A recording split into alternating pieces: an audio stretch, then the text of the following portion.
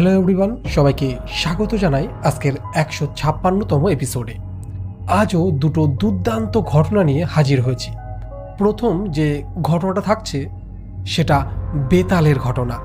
বেতাল অর্থাৎ বিক্রম বেতালে যে বেতালকে আমরা দেখেছি এবং তারানাথ তান্ত্রিকের গল্পে আমরা যে বেতালের কথা শুনেছি, ঠিক সেই বেতালেরই একটি সত্য ঘটনা আজ তোমরা শুনবে।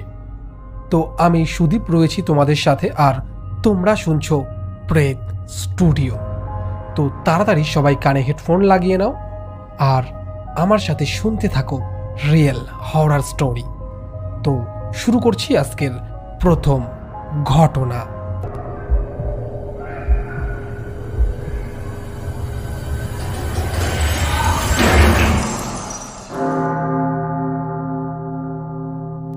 ঘটনা পাঠিয়েছেন প্রিয়া দত্ত ইন্দোপুর থেকে। হাই দাদা, আমি প্রিয়া দত্ত। আমি তোমায় একটি ঘটনা পাঠাতে চাই। ঘটনাটি আমি শুনি আমার এক কাকার কাছ থেকে। ঘটনাটি 1992 সালের ঘটনা। ঘটনাটি কাকার এক বন্ধুর সাথে ঘটেছিল। আমি তাকে কাকা বলেই সম্বোধন করছি। ওই কাকা ছিলেন একজন কবিরাজ। তখন গ্রামে ডাক্তারখানা বা হসপিটাল ছিল না, সবাই কবিরাজের কাছেই যেত। অন্যান্য যে কবিরাজা ছিলেন তার থেকে ওই কাকা ছিল একটু অন্য রকমের। বেশি গরিব হলে তার কাছ থেকে একদমই পয়সা নিতেন না। মানুষকে নানাভাবে সাহায্য করতেন এবং উনি অনেক দূরের গ্রামেও রুগী দেখতে যেতেন। সে যতই রাত হোক না কেন, কেউ ডাকলেই উনি ছুটে যেতেন। পরিবর্তে শুধু যাওয়া আসার ভাড়াটুকু নিতেন। ওনার বাড়িতে প্রচুর গাছপালা ছিল। ওনার দুটো ছেলে, তারা অনেকবারই ওই গাছপালাগুলোকে কেটে পরিষ্কার করার চেষ্টা করেছে। উনি প্রকৃতি ভালোবাসেন, সবুজ ভালোবাসেন, তাই উনি কোনো গাছ কাটতে দেন না। একটা কথা বলে রাখা ভালো, উনি কিন্তু নর্মাল একজন কবিরাজ ছিলেন। উনি কোনো ভূতটুত ঝাড়াতে পারতেন না। অনেক কবিরাজ আছে যারা ভূতটুত ঝাড়ান অবশ্য। উনি জড়িবুটির সাহায্যে ঔষধ বানিয়ে মানুষকে সেবা করতেন। তা উনি একবার বেতালের সম্মুখীন হয়েছিলেন। বিক্রম বেতালের কাহিনীতে আমরা বেতাল সম্পর্কে জেনেছি এবং তারানাথ তান্ত্রিকের গল্পেও আমরা বেতালের কথা শুনেছি। কিন্তু এই কাকার সাথে যে বেতালের ঘটনাটি ঘটেছিল এটি একদমই অন্যরকম। বেতাল সম্পর্কে কিছু কথা আমি বলে রাখি। এই বেতাল কিন্তু যেমন তেমন কোনো আত্মা বা ভূত নয়। এ খুবই শক্তিশালী একটি আত্মা। একে বশ করা অসম্ভব বললেই চলে। আর এই বেতাল ভূত ভবিষ্যৎ দুটোই দেখতে পারে। এর কাজে যে বাধা হয়ে দাঁড়ায় তার মৃত্যু অনিবার্য। অনেক বড় বড় তান্ত্রিকেরা এই বেতাল দিয়ে নানা অসাধ্য কাজ করায়, তাও তাকে বশ করে নয়। তাকে অনেক তন্ত্রমন্ত্রের সাহায্যে আহ্বান করে অনুরোধ করে তাকে দিয়ে কাজ করানো হয় এবং যে করাবে তারও মৃত্যুর ঝুঁকি থাকে। বেতাল বেসিক্যালি একটি স্বাধীন এবং পাওয়ারফুল আত্মা। আর বেতালের মধ্যে ভালো খারাপ দুটোই থাকে। আর বেতালের সামনে থেকে বেঁচে ফেরা এক প্রকার অসম্ভব। আশা করছি বেতাল সম্পর্কে কিছুটা ধারণা দিতে পারলাম। এই বেতাল সম্পর্কে তোমরা আরও ধারণা পেতে পারো গুগলে সার্চ করে। তো গুগল থেকে তোমরা ভালোভাবে জেনে নিতে পারো। তো এবার ঘটনায় আসি। উনি একবার দূরের একটি গ্রামে রুগী দেখতে গেছিলেন। তখনকার সময় গরুর গাড়ির ব্যবস্থা ছিল। যাওয়ার সময় রুগীর বাড়ির লোক গরুর গাড়িতে করে নিয়ে গেছিল। তবে অনেক গরিব মানুষ আছে যারা এত রাস্তা হেঁটেই যাওয়া আসা করে। তবে তারা মাঠের মধ্য দিয়ে রাস্তা বা পুকুর পাড়ের রাস্তা ব্যবহার করে থাকে। তাতে 1 ঘন্টা সময় সাশ্রয় হয়। তা উনি তার রুগীর বাড়িতে বিকেল নাগাদ পৌঁছে যান। রুগীর একটু অবস্থা শোচনীয় হওয়ায় তার একটু বেশি সময় লাগে। তারপর রুগীর বাড়ির আর্থিক অবস্থা দেখে বেশি টাকা আর উনি দাবি করেননি। এমনকি যাওয়ার যে ভাড়াটা হয় সেটাও উনি নেননি।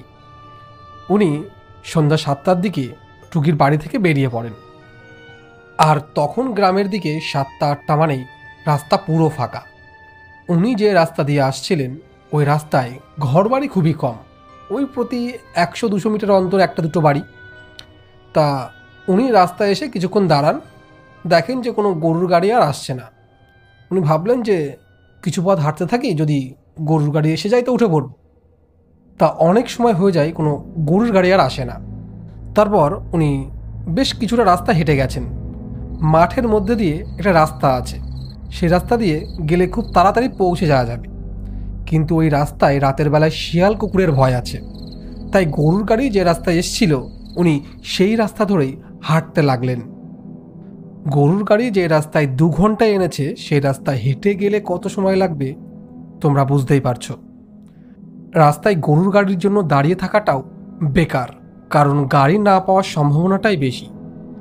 কাছে কোনো লাইট নেই, লণ্ঠনও নেই। অন্ধকার রাস্তায় উনি হেঁটে চলেছেন, শুধু ভাবছেন যদি একটা গরুর গাড়ি পেয়ে যেতাম খুব ভালো হতো। এমনই ভাবতে ভাবতে উনি হাঁটছেন। হঠাৎ শুনলেন পেছন দিকে কেমন যেন একটা শব্দ হলো। মনে হলো কেউ যেন পেছনে আসছে। উনি ঘুরে দেখলেন কেউ নেই। আবার হাঁটছেন। কিছু সময় পর আবার পেছন দিক দিয়ে খচমচ একটা শব্দ হলো। যতই কবিরাজ হোক না কেন, একা একা যাচ্ছেন, একটা ভয় তো লাগবেই। এখনো তার অনেক পথ বাকি। পিছনে আর একবার শব্দ হতেই উনি বলে ওঠেন, কে রে পেছনে? চুপি চুপি না এসে সামনে আসলেই তো হয়। তারপরেই গাছের আড়াল থেকে এক ছায়ামূর্তি বেরিয়ে আসে এবং খ্যাক খ্যাক করে হেসে বলে ওঠে যে আমি কবিরাজ মশাই। কবিরাজ মশাই বলেন, কে তুমি? তখন সেই ব্যক্তি বলে, আমি দলু দাস, আপনার পাড়ায় থাকি। রাতের বেলা একা একা যাব, তাই আপনার পেছন পেছন আসছিলাম। কবিরাজ মশাই বলেন, তা পেছনে চোরের মতো আসার কি আছে, একসাথে যেতেই তো পারো। তখন সে বলে, আমি ছোট জাত, আপনি যদি সাথে না নেন তাই পিছে পিছে আসছিলাম। কবিরাজ মশাই বলেন, আরে না, চলো একসাথে যাই, আমিও তো একা একাই যাচ্ছি, চলো চলো। তা তোমায় তো আমি কোনোদিন আগে দেখিনি, পাশের গ্রামে সবাইকেই তো প্রায় আমি চিনি। লোকটি তখন বলে, আমাকেও চেনেন, নামটা ভুলে গেছেন হয়তো। তারপর দুজনেই হাঁটতে লাগলো। তারপর কিছু সময় হেঁটে লোকটি প্রশ্ন করল, কবিরাজ মশাই, আপনি লাঠি ছাড়া কি হাঁটতে পারেন না? কবিরাজ মশাই বলেন, হ্যাঁ পারি, কিন্তু দূরের গ্রামে আসলে লাঠিটা নিয়ে আসি, আর বয়সও হয়েছে, বুড়ো বয়সে লাঠিই তো ভরসা। তখন লোকটি বলে, আপনি এতটাও বুড়ো হননি যে আপনার লাঠি লাগবে। নানান রকম কথা বলতে বলতে তারা সামনের দিকে এগিয়ে চলেছে। হঠাৎ কবিরাজ মশাইয়ের নাম ধরে কেউ যেন ডাক দেয়, কবিরাজ মশাই।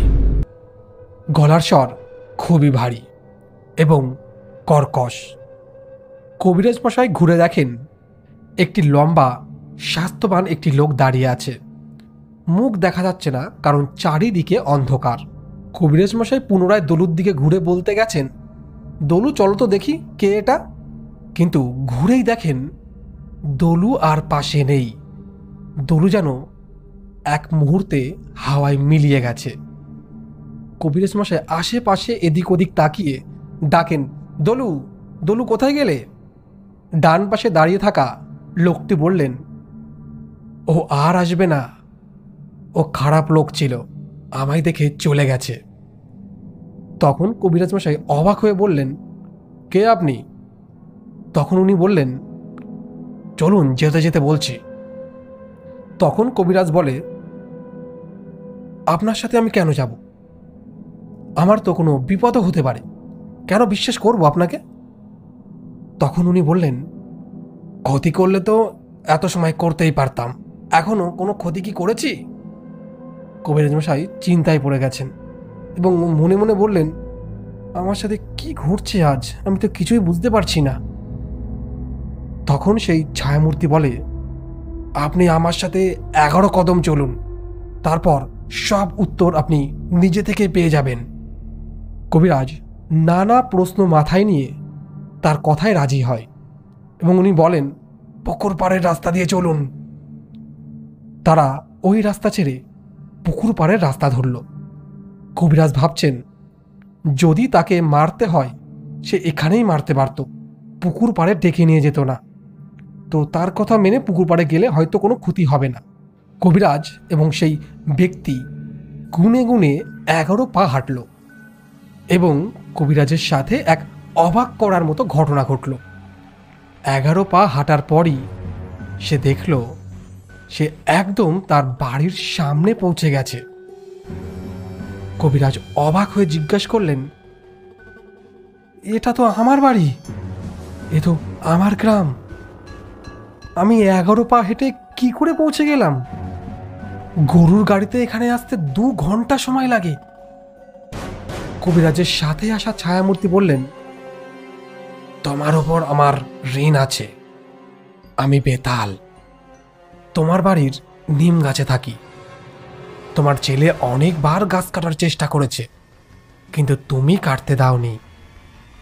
এটাই শুধু কারণ নয়, তুমি সৎ এবং খুবই ভালো মানুষ, তাই তোমায় আজ সাহায্য করলাম। আজ তোমার মৃত্যু ছিল। তোমার সাথে যে এসেছিল ওটা একটা খারাপ প্রেতাত্মা। তোমার হাতে ওই লাঠির জন্যই তোমায় ও মারতে পারছিল না। ওটা নিমের লাঠি, ওর নিচে লোহার পাত বসানো, এবং কিছু দূর যাওয়ার পরই রাস্তায় একটা গর্ত পড়ত। তুমি ওখানে হোঁচট খেতে এবং লাঠি পড়ে যেত। তখনই ও তোমার ঘাড় মটকে ফেলত। আজ তোমায় বাঁচিয়ে দিলাম, আর ওই রাস্তায় যেও না। এই কথা বলেই ছায়ামূর্তি চলে যায়। বেতাল নামের এই প্রেত ভবিষ্যৎ দেখতে পায় এবং অন্য আত্মারা এই বেতালকে ভয় পায়। এই বেতালটি ভালো ছিল, তাই কবিরাজের প্রাণ বেঁচেছিল। এই ছিল ঘটনা। ভালো লাগলে অবশ্যই পড়ে শুনিও। তো এটা ছিল প্রথম ঘটনা। এরপর আর একটি ঘটনা রয়েছে। তার আগে যারা এখনও চ্যানেলটিকে সাবস্ক্রাইব করনি, প্লিজ চ্যানেলটিকে সাবস্ক্রাইব করে ফেলো এবং এই ভিডিওতে একটা লাইক করে দিও। আর যদি তোমাদের ঘটনা পাঠাতে হয় তাহলে ঘটনা পাঠাতে পারো হোয়াটসঅ্যাপ নাম্বারে, অথবা ইমেল করতে পারো, অথবা ইনস্টাতেও ডিএম করতে পারো। তো আর বেশি কথা বলবো না, সরাসরি চলে যাব আজকের দ্বিতীয় ঘটনায়। তো শুরু করছি আজকের দ্বিতীয় ঘটনা।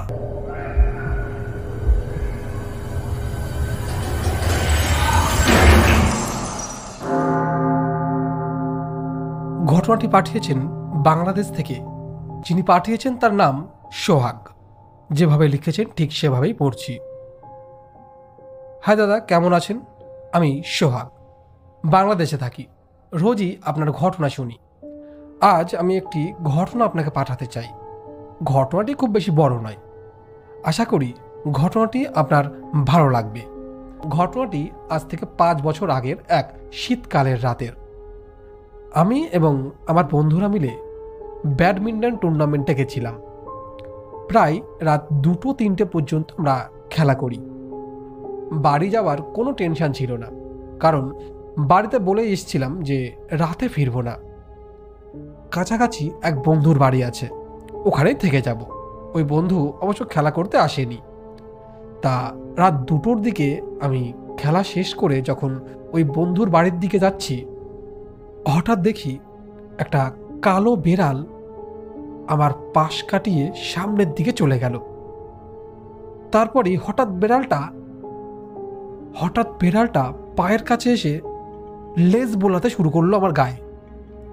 আমি বেড়ালটাকে তাড়াবার চেষ্টা করলাম, বিড়ালটা কিছুতেই যাচ্ছে না। তারপর কোনো রকমে বিড়ালটাকে পায়ের কাছ থেকে সরিয়ে আমি তাড়াতাড়ি হাঁটা শুরু করলাম। পেছন দিক দিয়ে শুনতে পেলাম বিড়ালটা একবার ডেকে জঙ্গলের দিকে ঢুকে গেল। তারপর কবরস্থান পার করলাম এবং তারপর একটা বড় বাড়ি আছে এবং তারপরই আমার বন্ধুর বাড়ি। ওই বড় বাড়িটার সামনে আসতেই আমার চোখ আটকে গেল ওই বাড়ির গেটের সামনে 2টো নারকোল গাছে বেঁধে দেওয়া দোলনার উপর। এবং আমি দেখি ওই দোলনায় একটি মহিলা বসে আছে এবং তার পরনে সাদা শাড়ি। আমি মহিলাটিকে পেছন থেকে দেখতে পারছিলাম। তার কালো চুল কোমর পর্যন্ত ঝুলছে। তার পা আমি দেখতে পাইনি, হয়তো মহিলাটি বাবু হয়েই দোলনার উপর বসেছিল। আর দোলনাটা মোটামুটি ভালোই জোরে দুলছিল, কিন্তু ওখানে আর কেউ নেই যে দোল দেবে। দোলনাটা নিচে থেকেই দুলছে এবং ওই মহিলা দোলনার উপর বসে আছেন। এত রাতে একটা মহিলা দোলনায় বসে দোল খাচ্ছে, ব্যাপারটা অস্বাভাবিক লাগে আমার কাছে। তারপরে ভাবলাম ওই বাড়িরই কোনো মহিলা হবে হয়তো। আর ওখানে দাঁড়িয়েই আমার গাটা কেমন যেন ভারী হয়ে গেছিল, আমি সামনের দিকে পা এগোতে পারছিলাম না। তারপর কোনো রকমে ওখান থেকে তাড়াতাড়ি আমি আমার বন্ধুর বাড়িতে চলে যাই এবং ওকে গিয়ে সব ঘটনা বলি। উত্তরে ও আমাকে কিছুই বলে না এবং বলে, ঘুমিয়ে পড়, সকালে কথা হবে। সকালে আমরা ওই বাড়ির সামনে যাই এবং আমি পুরো অবাক হয়ে যাই। ওখানে নারকেল গাছ দুটো রয়েছে, কিন্তু ওখানে কোনো দোলনা নেই।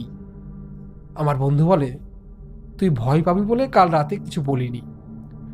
এই বাড়িতে কেউই থাকে না, তুই যা দেখেছিস হয়তো সেটা তোর মনের ভুল, অথবা ঠিকও হতে পারে। অনেকেই বলে নাকি এখানে একজন মহিলাকে তারা দেখেছে, আর এই বাড়ির লোকও বেশি দিন এই বাড়িতে টিকতে পারেনি, তারা বাড়ি ছেড়ে চলে গেছে। দাদা, আমি জানি না আমি কি দেখেছিলাম সেই রাতে, এর কোনো ব্যাখ্যা আমার কাছে নেই। ঘটনাটা ভালো লাগলে পড়ে শুনিও। তো কেমন লাগলো ঘটনাটা? এই ছিল আজকের দুটো ঘটনা। ঘটনা দুটো কেমন লাগলো অবশ্যই তোমরা কমেন্ট করে জানিয়ে ফেলো, এবং তোমরা কে কোথা থেকে ঘটনা শুনছো অবশ্যই জানিও। আর এইসব ঘটনার ব্যাখ্যা পাওয়াটা খুবই মুশকিল। তোমাদের কাছে যদি কোনো ব্যাখ্যা থেকে থাকে তোমরা কমেন্টে জানাতে পারো। আর তোমাদের সাথে যদি এমন কোনো ঘটনা ঘটে থাকে তোমরা পাঠিয়ে দিতে পারো আমার কাছে। তো আজ এখানেই বিদায় নিচ্ছি, দেখা হচ্ছে পরের এপিসোডে আবারও কোনো সত্য ভৌতিক ঘটনা নিয়ে।